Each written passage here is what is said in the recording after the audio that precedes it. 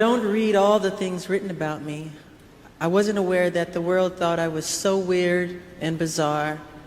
But when you grow up, as I did, in front of 100 million people since the age of 5, you're automatically different. My childhood was completely taken away from me.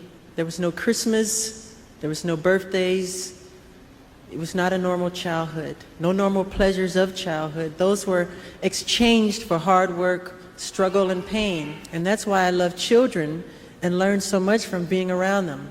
I realize that many of our world's problems today, from the inner city crime to large-scale wars and terrorism and our overcrowded prisons, are a result of the fact that children have had their childhood stolen from them. The magic, the wonder, the mystery, and the innocence of a child's heart are the seeds of creativity that will heal the world. I really believe that.